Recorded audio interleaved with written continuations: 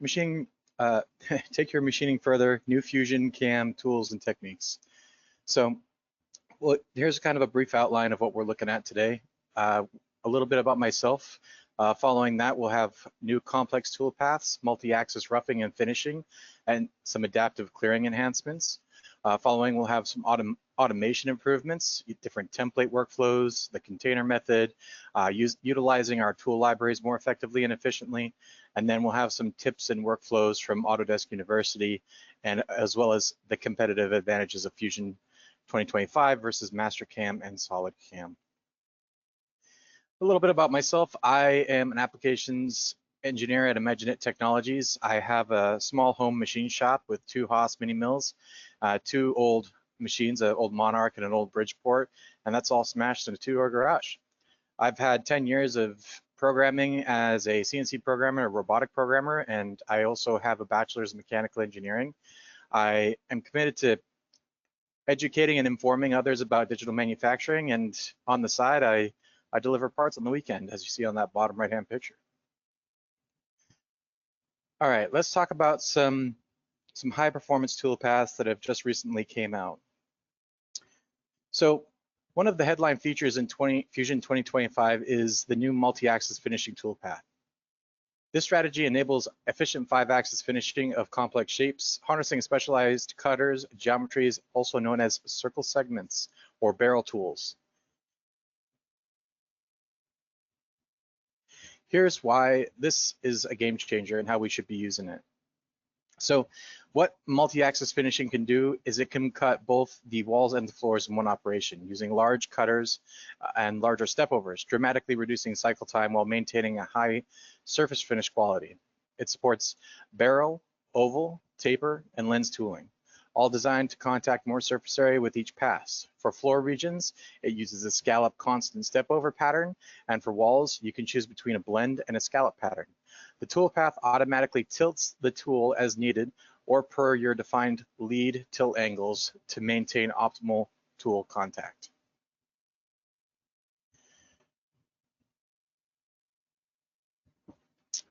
Kind of going a little bit of a step-by-step process here. So in Fusion's manufacturing workspace, you'll go to the multi-axis menu and select multi-axis finishing. You'll choose your tool geometry. You will select one of those new cutters, so a circle segment barrel type tool, and take advantage of the large cutting radius. Then you'll pick the surface finish, the walls, the vertical walls or the shallow floors in your part. Following that, you'll specify if you want to use pattern for the walls, and then you can set the option to blend, or you could use morph passes or scallop for constant step over. For floors, the scallop pattern is automatically chosen. With this toolpath, we have additional collision avoidance options, enabling 5-axis tilting to allow the tool to incline as needed. Fusion 2025 can handle undercut areas, for example, using a spherical tool with 5-axis tilt to reach undercut pockets. Simply check the collision avoidance in the multi-axis tool tab for a 3D contour or symbol pass to allow that undercut machining. With the lead and links, define lead in and lead out angles or use automatic leads. Fusion allows you to customize your lead in angle and even control the minimum and maximum contact point along the tool, giving you fine control over how the barrel tool engages the surface. And lastly, as always, we would always simulate and run a simulation to verify the tool's motion. As you'll see, the tool maintain a consistent shallow angle on the walls and sweep broad areas on the floor, minimizing the passes needed. Now, why is that all exciting? Multi-axis finishing leverages the geometry of advanced cutters to slash finishing times. Whereas a traditional ball end mill might take tiny step downs, a barrel tool with a large radius can achieve the same surface finish with far fewer passes. Fusion 2025 implementation means even small shops can utilize the high-end technique without expensive CAM add-ons. It's especially powerful on parts like molds, turbine blades, or medical components where surface quality is critical. And thanks to the Fusion intuitive interface, applying 5-axis finishing is even easier than ever before. You don't need to be a 5-axis expert to immediately see a return.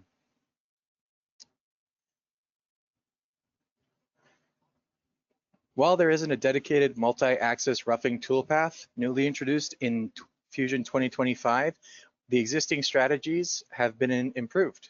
So Fusion's 3D adaptive clearing clearing can be combined with 5-axis tool orientation to rough out complex parts with fewer setups. New options make 4+1 positional machining easier. For example, Fusion 2025 added a fourth-axis machining mode for all 3D finishing strategies. This allows you to lock a toolpath to fourth-axis motion, i.e. around a rotary axis, for efficient roughing and finishing on cylindrical parts. In practice, you can do a wrap roughing position, the part on a fourth axis, and use adaptive clearing with the machining type. You can also auto-rotate and rough around a part. In the 2024 November update, we also saw improvements on the links and leads for the 4 and 5 axis parts. You can define clearances relative to the rotary axis as a cylinder or a sphere now.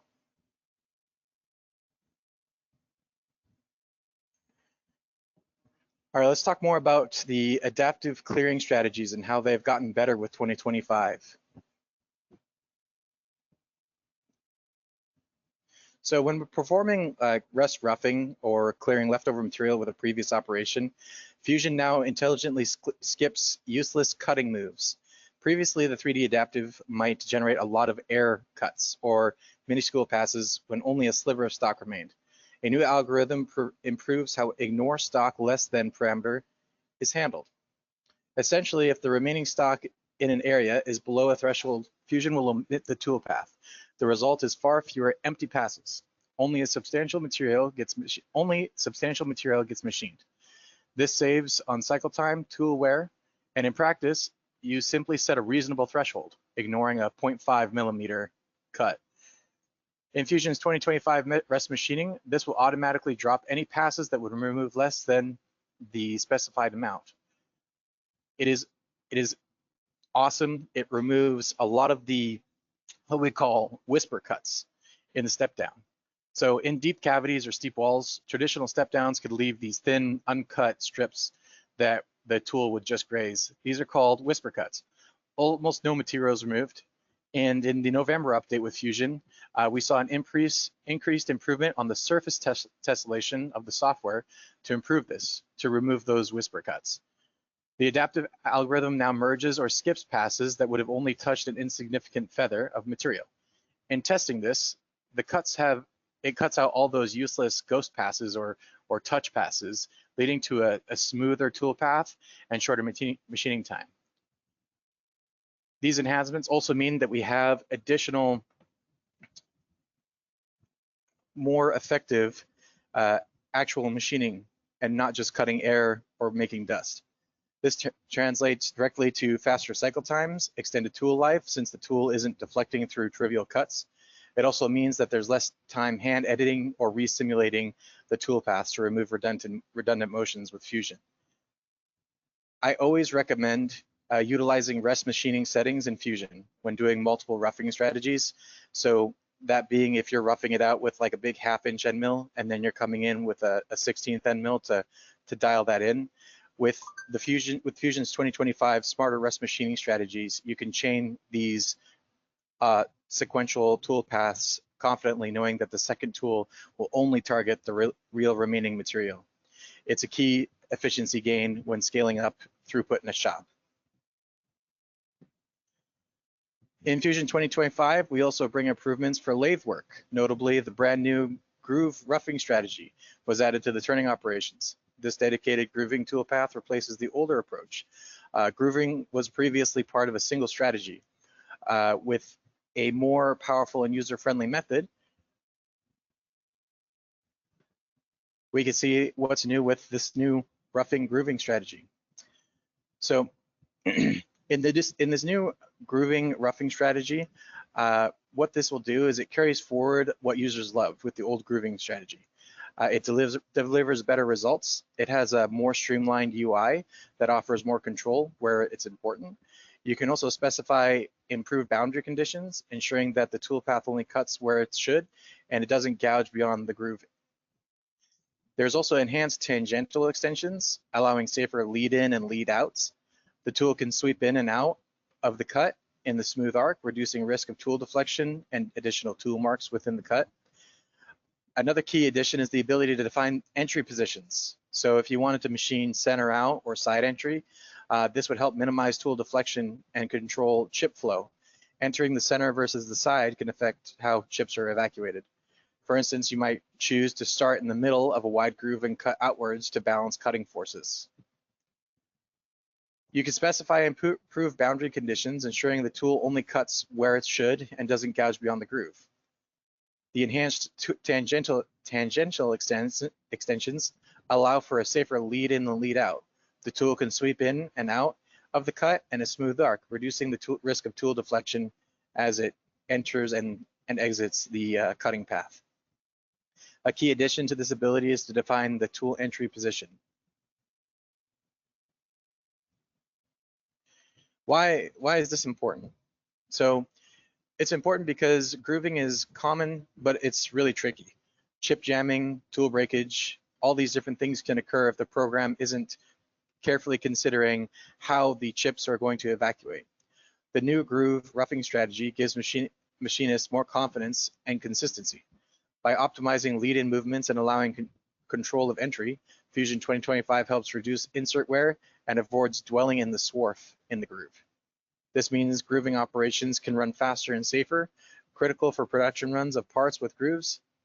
You can think of like sealing grooves or O-ring inserts when doing that. How does this compare with some of our competitors? Mastercam and the others have grooving routines, but Fusion's new approach is highly integrated. You can simulate the groove cut with accurate lead-ins and lead-outs and then seamlessly move to the next operation, finishing or parting or whatever maybe live tool operation you have there. It's also included in the base Fusion turning module. There's no extra cost, whereas some of our competitors, they might put that into a segmented version of their software where it might be an additional add-on. For a job shop, it's all in Fusion. We have a few other notable toolpaths improvements within Fusion in the last 2025, 2024 years. The 3D contour toolpath, what it can do now is it can handle undercuts more effectively. So with 5-axis tilt and by enabling collision avoidance in the toolpath, Fusion will automatically tilt the ball tool to reach undercut areas like the small relief under a lip without gouging the part. This was not possible before. You would need to make a special tool or fixturing or a creative workaround, but now it's push button simple. If you have the manufacturing extension, you can enable this 5-axis toolpath and enable collision avoidance. This is great for like mold makers or anybody that wants to do deburring on the bottom side of a hole or any kind of backdraft features.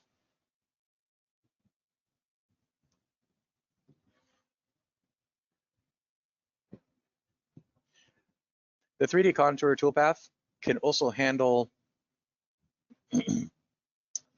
back cuts, but the flat machining toolpath has been developed as well. Having advanced lead in and lead out geometry built into the toolpath, it enables us to now more effectively come in and specify where to start and stop, and then also more effectively cover these flat regions within a part.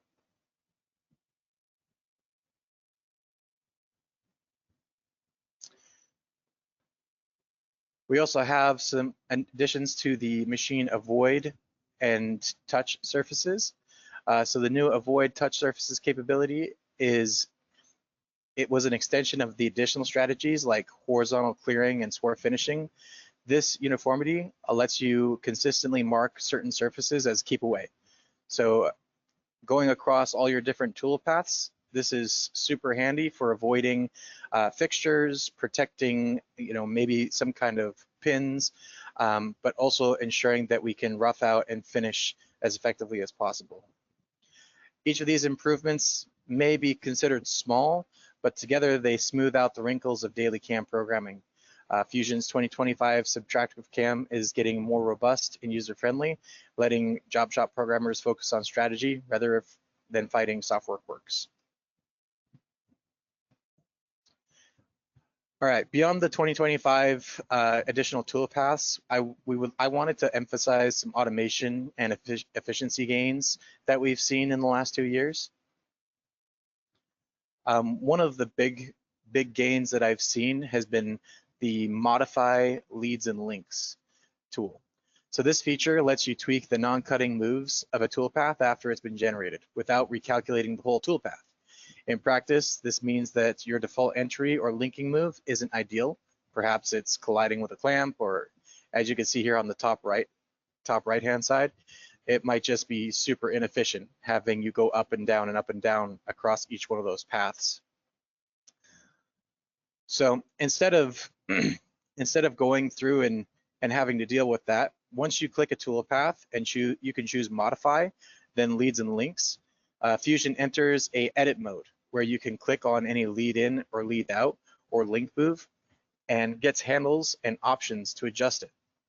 For example, you can lengthen a lead in, raise a retract height, change a vertical retract to an angled one, or alter a rapid link to avoid a fixture.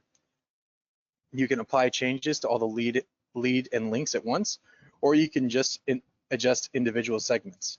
Under the hood of Fusion, all of this maintains your cutting path, but updates how the tool approaches and exits each cut.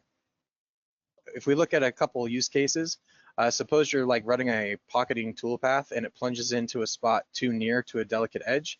You could extend the lead-in distance, or if you're linking a move between passes and it dips too low over your fixture and it doesn't feel right, you can bump up its clearance prior to this. You might have to create maybe an awkward avoidance to avoid some geometries. Well, all you'd have to do is reconfigure the leads and links instead of reconfiguring all the operations heights. Now it's more of a, okay, I want it to work on this specific thing, and it's less, I have to redo my entire toolpath. The biggest benefits with this is it's gonna decrease your programming time. It's gonna allow you to fine tune your toolpaths. It's gonna address problems that are challenging or impossible, and it's gonna allow you to make and modify strategy parameters. In other words, it's gonna get rid of those suboptimal toolpaths and let you really dive in and get the software to refine and remove all those ghost passes or those error moves, or maybe you have to make a sacrifice with how the adaptive strategy is running. You could just go and you can edit that individual toolpath instead of having to go and try and find a different toolpath to solve your issue. You can also use the highlight feature to select lead-ins and modify Fusion lead links. You can maintain full control over your clearances and your start and end positions.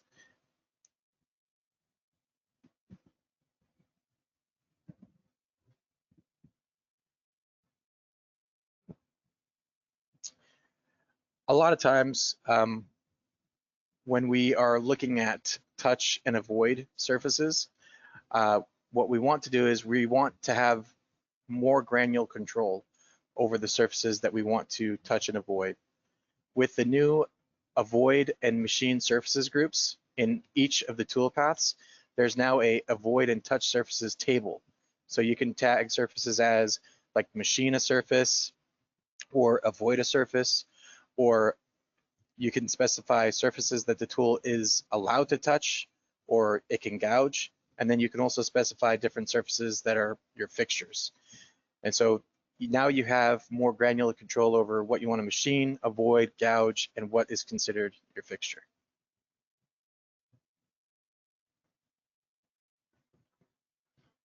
Previously, Fusion had a much simpler avoid and touch toggle per surface, but you couldn't mix avoid and touch simultaneously. Now that you can set multiple categories with different clearances or stock to lead values for each, for example, you could tell Fusion to machine a boss of 0.1 millimeter stock to leave and avoid a wall nearby that's 2 millimeters clearance, and treat the rest as a gouge where we wouldn't care if it touched it or not. Doing this also enables us to have additional fixture protection. Marking something as a fixture surface automatically defines it as a clearance. So it gives you that confidence that when you're going to be cutting near it, it's going to give you that avoidance that you would need so you don't have crashes like you see in the two images here. This surface control appears in many advanced strategies as well, such as like adaptive, parallel, morph, etc. And as of the latest update, it's also implemented in the horizontal clearing and swarf finishing strategies.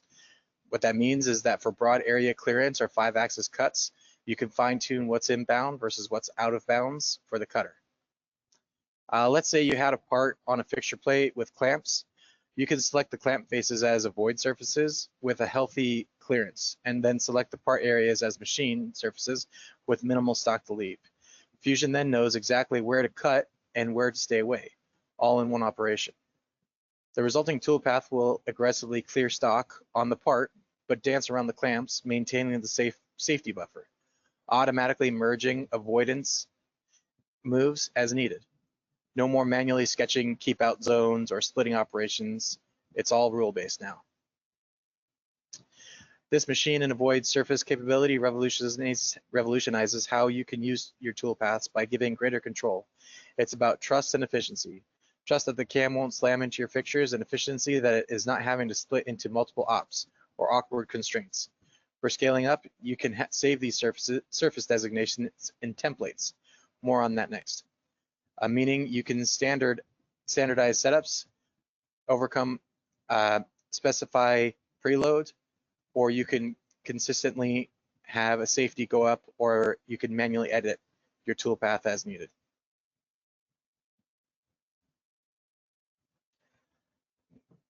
Automation and efficiency features in Fusion 2025. One key to scaling your CAM programming in a job shop setup is to reuse. I see all the time engineers, machinists, programmers clicking the same buttons day in and day out and just burning time. With Fusion, we don't have to do that anymore. We have a lot of tools and automation that prevents us from having to continue to click the same buttons.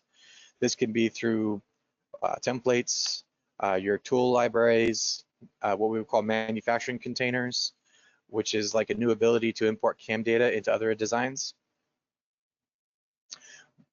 More specifically, I want to talk about the operations and setup templates and the stored manufacturing assemblies. So in operations and setup templates, Fusion allows you to save any setup or even individual operations as a template.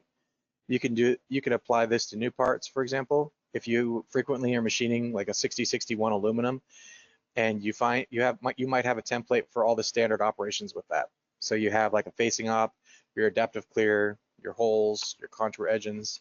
In Fusion 2025, using those templates is smoother than ever. All you would do is right-click your setup, create template, and then in a later design, you can insert that template, and Fusion will recreate all those operations. You just reassociate some of the geometry, like your model top face, the holes that you're drilling, and you're done. Dozens of toolpaths appear already parameterized with the proven cut recipes. This automation can save you hours on each job, and this is emphasized significantly at a Autodesk University class that was given by Rob Lockwood. He showed that by analyzing repetitive steps and building template setups, shops could streamline their routine programming and dramatically see changes in uptime and reduced programming speed. I will also say that there are some trade-offs. Using the parameterized container method, what you'll find is that it'll streamline a lot of your programming, but it will also make your setups a bit more rigid. And so that's what this is kind of going into in this next slide, is it's going to talk about the container method and how it's involved in organizing your CAD and CAM structure. So at a fundamental level, what the container method is it's your components are essentially your containers. So for bodies and sketches, and and additional subcomponents within those, what we're going to do is we're going to define distinct physical objects with those. So we're going to say this is our part, this is our fixture, and this is our stock. And we're going to use this as a component. Why would we want to do this? Because components can be replaced, copied, or repositioned without breaking references. So if that hits home, what that means is that if I make all of these components, I can place them as containers or holders, and then I can swap out a part that's a similar size, and then all of my toolpaths, my feeds and speeds, all my cutting data will jump back into that new part and then auto assign it based on the geometry selection that I would make. So if you have like a fixture setup as a component, you can swap in different vise models. So if you want to go from maybe an orange vise, or you want to go from a Kurt and you want to move to a Lang, as long as you have set up some joint origin or some 0 point within Fusion, it will preserve the coordinate system that you're working with and minimize the amount of picks and clicks that you have to do.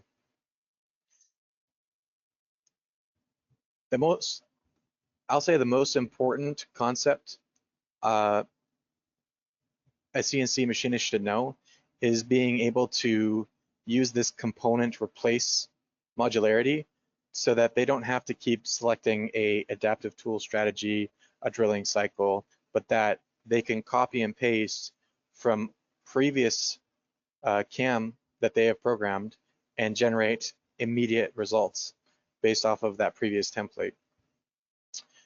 Another thing that's new in Fusion is we have new configurations. So what you can think of this as is it lets you have variations in one assembly file. So this can showcase the built-in robustness of assemblies and work holding. Using configurations and containers, for example, is one configuration you have might be like a VF2 setup, while in the other configuration, it might be like a Haas VF4 setup.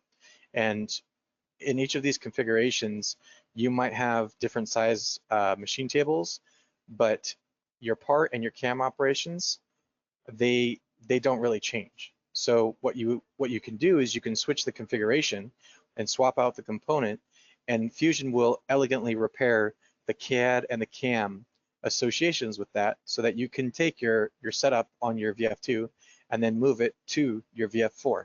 You don't have to start over, you don't have to reassemble everything, but it's a simple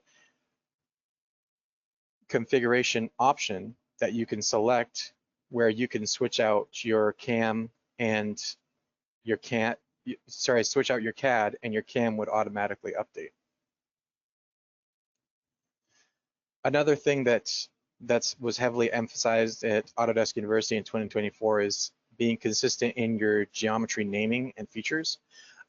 That's another tool that we can use. If you have some kind of naming standardization within your work holding your parts or your stock, what you can do is you can have like all your mounting hole patterns be named like tooling holes, so that if you want to switch your mounting hole pattern from a Lang vise to an orange vise, or maybe just from a different Lang vise to another Lang vise, what it'll do is it'll recognize that naming structure and it can create relationships very similar to a Fusion API or iLogic.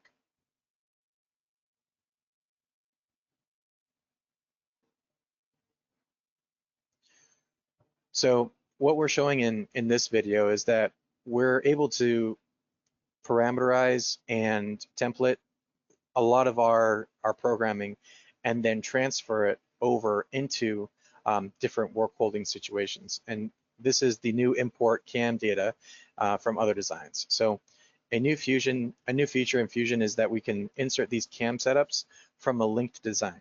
So in this case, we have a fully programmed part A, and now you have an assembly where part A needs to go into that assembly. Previously, if you inserted part A into a new design, the CAM data would not follow along. Now you can import that CAM.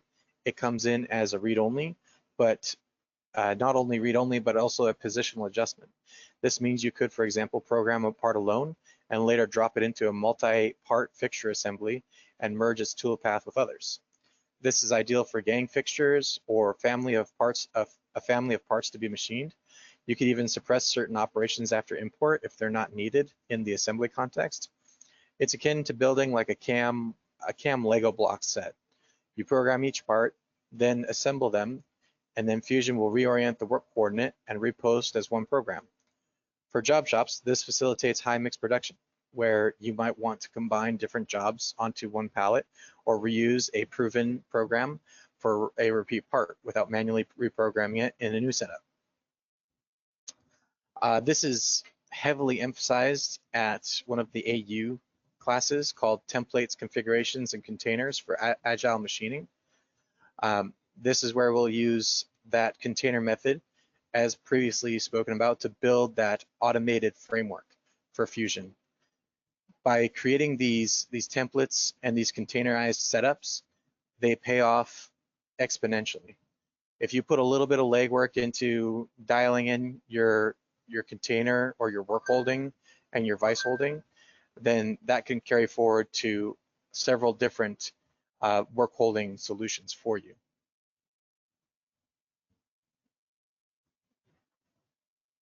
All right.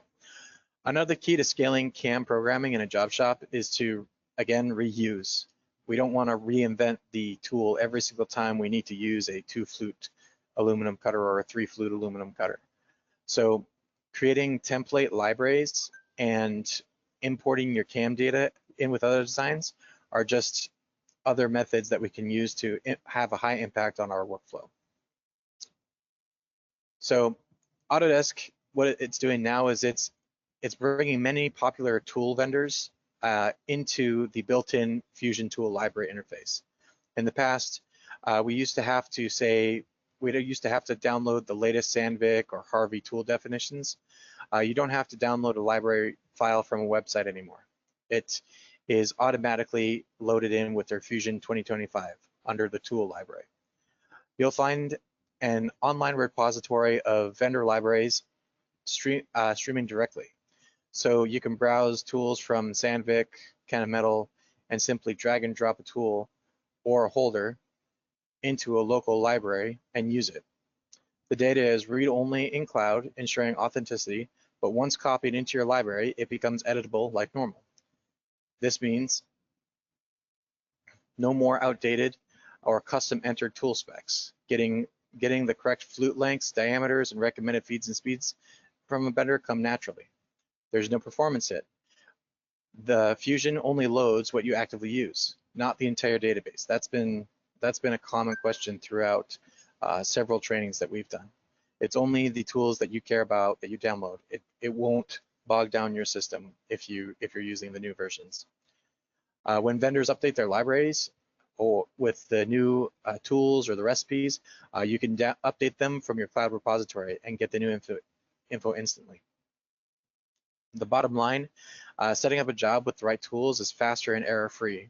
For example, if you bought an insert cutter from ISCAR, you can find it and the ISCAR library and add it to your Fusion library in seconds, complete with proper dimensions and making sure that you simulate accurately and you have your optimal feeds and speeds.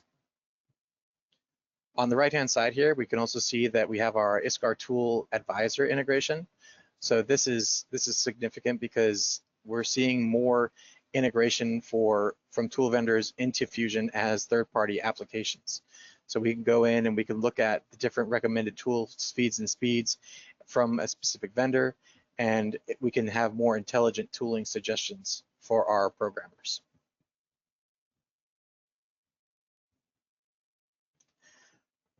I just want to focus on some best practices for tool management.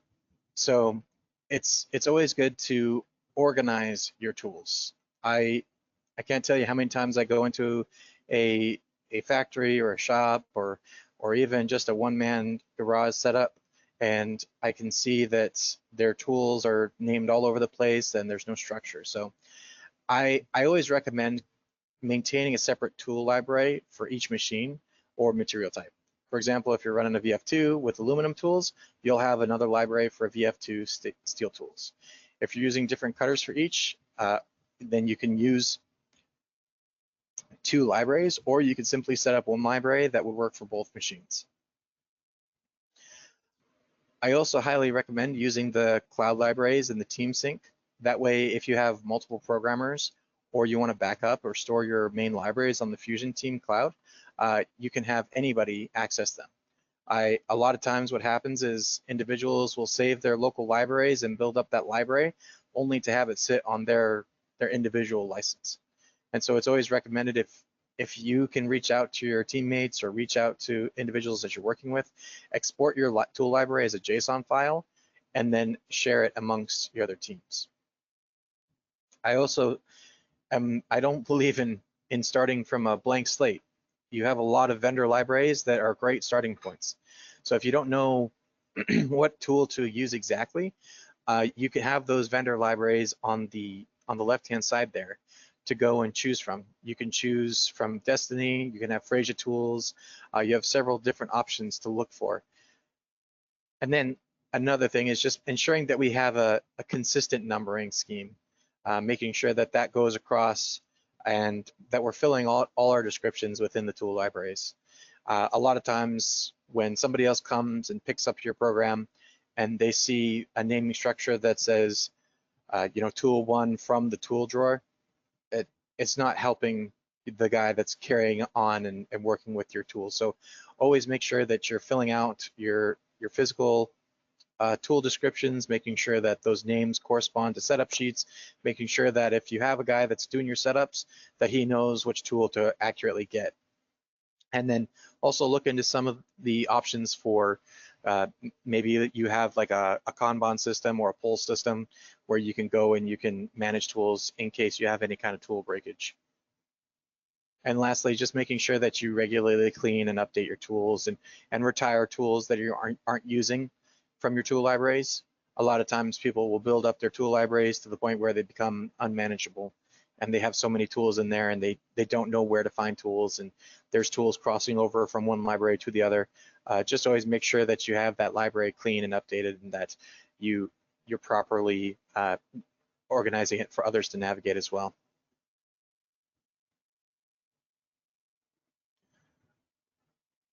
All right, guys, we're gonna summarize and we're gonna talk about our high impact tips here. So I'll say that the first one is using that container method for assemblies and work holding. Always model your stock, always model your fixtures as components in Fusion, and make sure that you have some kind of master assembly that you can pull up for common setups. You know, the standard Kurt, Chick Vice with the parallels. It's not hard. Kurt has several models that you can pull directly off their website and you can create a generic stock block and then you can run a very quick and easy setup. And that will just only make you guys stronger and faster programming your parts. Using this container method, you can drop parts quickly in, and then if you've programmed 1 or 2 aluminum parts, using those previous parts and copying and pasting over those toolpaths instead of going and recreating toolpaths every single time. When you copy those toolpaths over, you don't have to go and type in your feeds and speeds, check all of your feed rates, look at your leads and links. All of that's already done. So as you continue to go through and work with establishing those templates and those containers that you can machine from, you're investing that time. As that time, it's amazing to see the return on investment as you continue to use those. I also want to say that when we do that, when we leverage the template strategies, what this does is it helps our future programmers or guys that will come in behind us.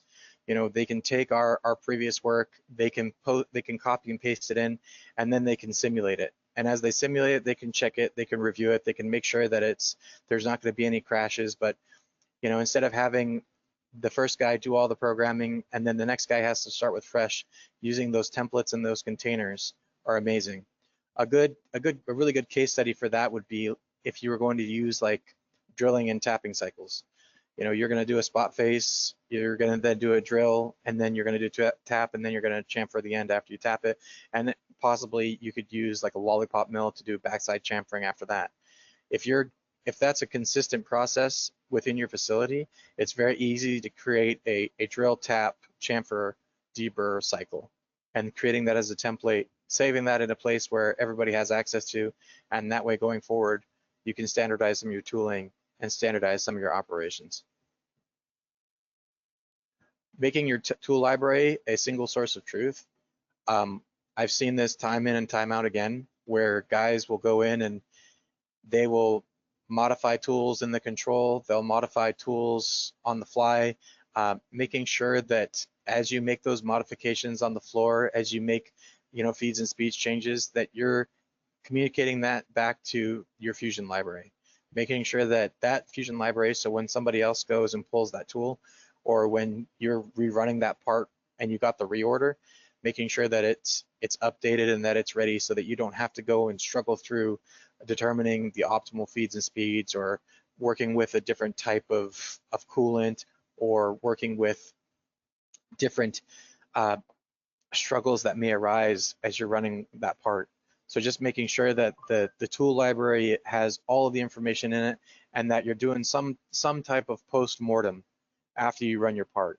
A lot of times we'll run parts and maybe we'll decide on the fly we'll change a tool out, or we'll change a cutter, or we'll modify an offset or a tool length ever so slightly just to get that program to be dialed in, making sure that all of those go back after you finish your job and are updated with your tool libraries.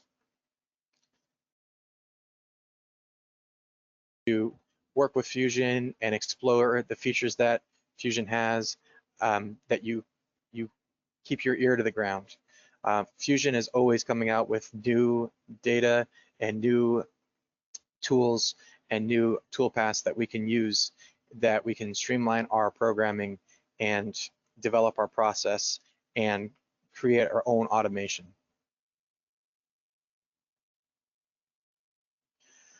Really quickly, I just want to mention some of the differences between Fusion, MasterCam, and SolidCam, and possibly where we would have a competitive edge. One thing that Fusion does, as I've mentioned before, is just continuous changes. As we continue to see advances in AI, as we continue to see advances in tooling, we're going to have to quickly have changes in our software to match those advances. We've seen some of that already with Cloud NC and Toolpath and other AI teams that have been working with Fusion to develop a quick and easy and self-programmable software. Along with the several APIs that we can see built into Fusion and the open cloud nature of Fusion, we're going to see more and more innovation with Fusion. We also have several training and YouTube and several Autodesk open source documents to be able to cross-train machinists more effectively and help shorten the learning curve with the Fusion's intuitive UI and the wealth of information that we can find on the Fusion forums. In contrast, MasterCam is an extremely powerful software. It has a more older UI. SolidCam is very dependent on SolidWorks. For a small shop, being able to get your team members up to speed quickly on a CAM system is a huge advantage. Being able to go to Autodesk.com or go to IMAGINiT and get a quick training so that you guys can be up and running with Fusion and programming parts is critical. And Fusion allows us to reduce that learning curve with the additional features and with the tool tips that are available in the UI. It's a powerful software, and I'm excited to see where it's going. And also, not only that, it's cloud-based. So, all that sharing we were talking about with work holding, with tooling, is this the latest and the greatest file? All of that, because of the cloud nature of Fusion, it's easy to share and have those communications between other members of your team, and especially the newer members of your team, so that you can share that information and get to making parts and make. On a last note, we want to be able to program our parts faster. We want to be able to have new multi-axis finishing toolpaths to reduce our finishing time. We want to be able to program our parts in a day. We want to be able to have templates, robust templates, and we want to have less debugging. We want to be able to simulate and check our collision avoidance. As the demand grows for quick turnaround parts, or even same-day parts, Fusion is going to help alleviate those issues. We're going to have better quality and consistency with Fusion. We're going to see safer and more consistent toolpaths. We're going to have a higher yield rate for our parts and less scrap rate. And as we continue to upskill ourselves in Fusion, adopting the latest tools and the latest CAM and the latest work holding options, we'll continue to drive excellence within the machining areas, and we'll continue to win jobs and have a higher success rate, increasing our ROI and making sure that our efficiently translates to higher profit margins, larger capacity, and lower lead times. Putting it all together, I encourage you all to try these different toolpaths, especially the new tools for the barrel and the templates and the different options that are available to us for standardizing our toolpaths and developing containers so that we can share and collaborate more efficiently with our team.